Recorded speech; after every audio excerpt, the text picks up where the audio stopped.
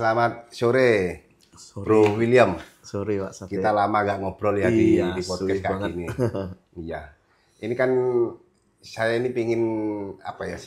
Pingin tambahan pengetahuan dari Mas Bro Willy tentang beberapa pertanyaan yang sekarang lagi viral di medsos dan lain-lain. Kan gini, tahun 2045 kan kita punya kesempatan untuk menikmati demografi. Betul, Ya, bonus demografi. bonus demografi. Nah, tentu seluruh dunia bahkan seluruh kota khusus Indonesia akan sedang mempersiapkan itu. Nah, sementara kita di Surabaya, apa menurut Mas William itu apa sudah melakukan persiapan dan apa yang harus dilakukan untuk menghadapi bonus demografi ini? Ya, Surabaya ini kan nanti tahun 2045 akan mengalami bonus demografi, lebih banyak usia produktif. Dan sementara ini, selama ini kita sudah lakukan, kita punya banyak tempat-tempat pelatihan, Mas Bro. Jadi ada contohnya pelatihan untuk barista, ada pelatihan untuk pengelasan, pelatihan untuk servis motor, dan sebagainya. Itu kita lihat sudah sesuatu yang bagus memang.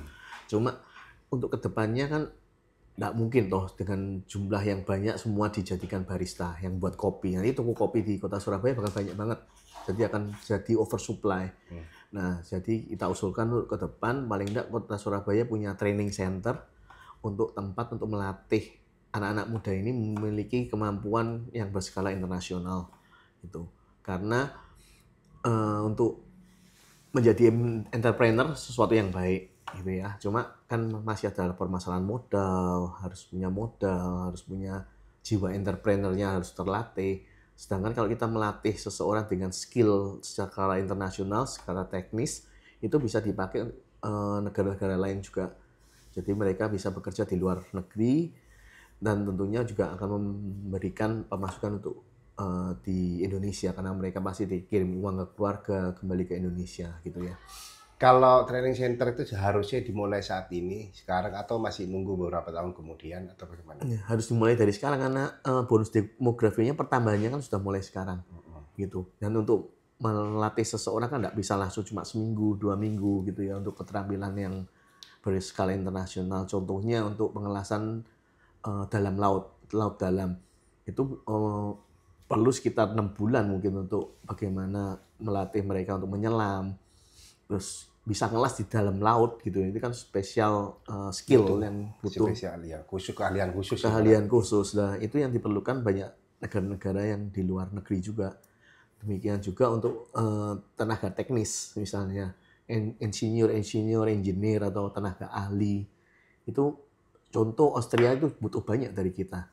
Dari negara di luar Austria. Kalau kita bisa menyediakan ini kan sebuah peluang yang baik. Kalau cuma yang sekarang sih memang sudah bagus, ada pelatihan entrepreneur, pelatihan untuk membuat coffee shop. Tapi kita juga lihat beberapa tahun ini kan sudah berkembang banyak sekali coffee shop di kota Surabaya dan memang semua jadi berkembang dengan baik, bahkan beberapa coffee shop dia bisa membuka cabang di luar kota. Itu sudah suatu pelatihan yang bagus. Tetapi kan next step-nya kan harus ke skala internasional. Skala internasional tentu tidak semua keahlian mungkin ya yang Betul. dibutuhkan. Level kalau secara umum di dunia internasional itu yang dibutuhkan sebenarnya keahlian apa? Betul. Jadi kita harus lihat, harus ada research dulu, kajian kira-kira tenaga kerja apa yang banyak dibutuhkan internasional. Contoh saat ini banyak sekali negara yang mulai memproduksi mobil-mobil listrik. Sedangkan bengkel untuk merawat baterainya misalnya atau mendaur ulang baterai mobil itu kan belum ada di Indonesia. Mungkin bisa melatih mereka bagaimana bisa menservis baterai dengan baik atau mendaur ulang baterai dari mobil-mobil listrik ini. Terus kemudian kita juga lihat perkembangan zaman, kita akan masuk banyak sekali tentang artificial intelligence AI. Kalau di handphone ada ChatGPT dan lain itu juga diperlukan banyak sekali saat ini di dunia internasional. Tapi kan begini, Mas Bro. Jadi kita ini kan sebenarnya bersaing dengan negara lain, dengan kota-kota lain. Betul. Kalau pertanyaannya apakah Surabaya sudah mampu bersaing dengan kota-kota yang Indonesia, bahkan yang di dunia, dengan keadaan yang Mas Bro lihat sekarang Dan ini? sekarang kalau level nasional sih sudah sih. Jadi kita bisa lihat banyak sekali warkop atau coffee shop yang asalnya dari Surabaya terus membuka cabang di kota-kota lain. Tetapi kalau untuk level internasional kok rasanya belum. Kenapa? Karena banyak sekali negara luar bahkan mengambil anak-anak Surabaya itu dapat beasiswa di sana. Oh, berarti mereka justru jemput bola, maksudnya orang Betul, luar ya. Sementara kita belum siap, betul. gitu. Ya, jadi banyak sekali saya temui banyak siswa yang mendapatkan beasiswa misalnya di Singapura, Malaysia, bahkan sempat Kanada itu juga meskipun sekarang mulai di stop ya. Jadi anak-anak Indonesia yang potensial itu dibawa keluar untuk dilatih mereka dan kemungkinan besar mereka tidak kembali biasanya. Karena enjoy di sana Gitu gitu. ya. Terus Enjoy di sana, lebih nyaman di sana gitu ya. Jadi banyak yang tidak kembali karena mereka juga mungkin merasa berutang budi dapat beasiswa dari negara tersebut gitu. Yang kembali itu saya kira sedikit lah. melihat hal ini maksudnya sudah sekolah di luar negeri, dipintarkan di luar negeri, sulit kembali. Terus apa antisipasi yang harus dilakukan Kota Surabaya Ya. terkhusus? Antisipasinya paling enggak ya Kota Surabaya bisa mentraining mereka sesuai dengan level yang ditawarkan oleh luar negeri juga. Itu jadi standarnya juga sama. Itu kita pemerintah kota yang memberikan training mereka atau sekolah atau bahkan mungkin kita berikan beasiswa mereka untuk sekolah keluar supaya mereka kembali lagi ke Indonesia.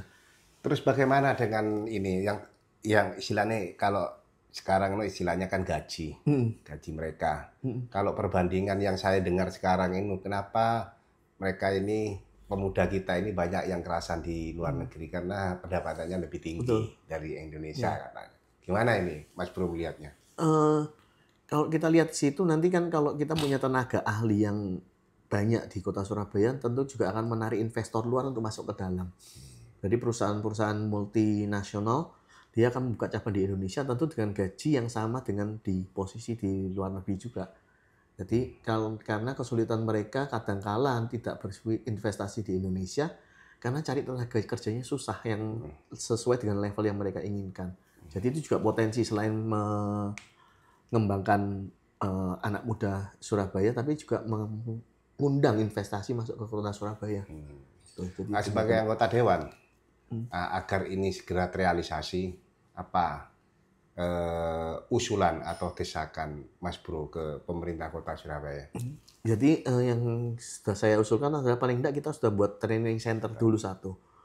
Jadi pilot project dulu dan kita lihat pelatihan apa yang diperlukan di skala internasional. Dan itu sudah kita usulkan ke pemerintah kota. Mungkin tahun 2025-2026 sudah mulai dibangun dan dimulai melatih mereka. Dan mereka juga sudah kita minta misalnya untuk studi banding di kota Solo. Di Solo itu mereka punya Solo Technopark yang memang melatih tenaga kerja ahli gitu. Jadi paling tidak Surabaya juga bisa nyontoh gitu. Yang ini mungkin agak melenceng tapi masih di bidang Mas Bro, karena Mas Bro sekarang kan di Komisi D. Iya. Tentu bonus demografi ini kan tentu selain training, ini training center tentu tentang pendidikan. Iya, betul. Itu kan sangat penting. Bagaimana melihat pendidikan di Kota Surabaya yang Mas Bro lihat?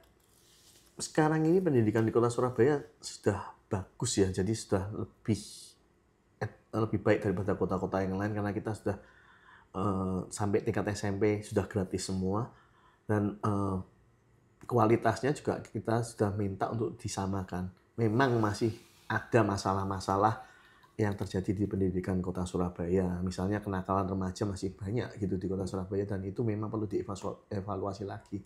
Karena untuk menyiapkan mereka sebelum di training kan paling tidak sampai level SMP ini juga bagaimana mereka etos kerjanya, etikanya. Itu hal penting ya. Itu hal yang penting. Jadi skill kalau mereka tidak punya etos kerja yang baik juga percuma gitu. Berarti itu mulai SD sampai SMP sudah ada penekanan untuk ke etos kerja. Untuk pembentukan karakternya lebih. Nanti untuk yang teknisnya kita akan terlatih di SMA atau setelah lulus SMA atau bahkan lulusan SMK ini nanti kalau memang masih belum siap untuk bekerja langsung, kita akan intervensi di training center tadi.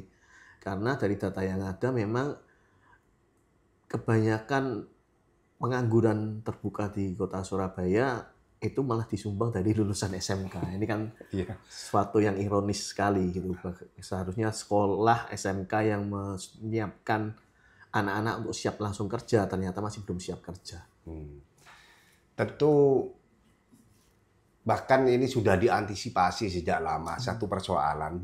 Kemarin bahkan Mas Bro sendiri yang menggelar istilahnya melapor ke Komisi D ya, ada hearing itu ya. Istilah bullying, pembulian di sekolah, itu perundungan istilahnya itu hingga hari ini itu masih terjadi. Apa sih sebenarnya persoalannya dan apa untuk mengantisipasi itu? Nah, tadi yang saya katakan bahwa waktu SD sampai SMP ini adalah pembentukan karakternya mereka. Berarti ada sesuatu yang belum terbentuk dengan baik sistemnya pembentukan karakter di sejumlah sekolah berarti. Di beberapa sekolah sehingga ada kasus-kasus bullying. Bullying juga atau perundungan juga kita harus lihat dulu apakah memang level guyonan saling bercanda atau memang melakukan perundungan sampai orang yang anaknya depresi, anaknya tidak mau sekolah, tidak mau makan, kan itu kan ada secara psikisnya kan terganggu. Tapi kalau cuma bermain, kita juga harus mengajarkan karakter, mendidik mereka bahwa bagaimana sih bermain yang baik, bercanda yang baik, tanpa menyakiti hati seseorang atau tanpa merundung seseorang, sehingga mereka merasa tertekan gitu sih. Oh, itu penyebabnya. Betul. Kalau antisipasinya dari pihak sekolah? Antisipasinya kemarin kita juga sudah minta supaya kepala sekolahnya dievaluasi karena harusnya kepala sekolah sudah bisa atau guru-gurunya sudah bisa mendeteksi bahwa anak ini perlu perhatian khusus misalnya. Bagaimana pengajaran secara karakternya, pendidikan karakternya juga harus penting. Gitu. Juga pendidikan agama juga salah satu yang penting juga diajarkan. Karena kalau nggak salah di kota Surabaya pun guru agama belum lengkap. Beberapa sekolah tidak mempunyai guru agama Kristen bahkan. Atau guru agama Hindu atau guru agama Buddha. Oke, yang terakhir Mas Bro, ini Bro. Karena saya pikir sudah cukup ya apa yang harus dilakukan untuk menghadapi demografi. Demografi. Paling tidak yang terpenting untuk warga Surabaya adalah pembentukan karakter anak. Itu juga dilakukan selain di sekolah, tentu juga ada di lingkungan keluarga. Bagaimana keluarga itu dibentuk dengan harmonis sehingga karakter anak ini tidak terpengaruh gitu ya. Dan saya mengapresiasi pemerintah Kota Surabaya sekarang kalau sebelum nikah ada konseling pranikah dulu. Bagaimana mereka bisa mempersiapkan segala sesuatunya secara mental, secara rohani, secara ekonomi juga. Jadi bonus demografi ini kita harus siapkan dengan baik. Tentu kita juga harus mendidik anak-anak mempunyai karakter yang baik juga, yang kuat, bisa bersaing dan bukan karakter yang strawberry lah. Jadi memang pembentukan karakter dimulai juga dari keluarga. Oke, terima kasih Pak.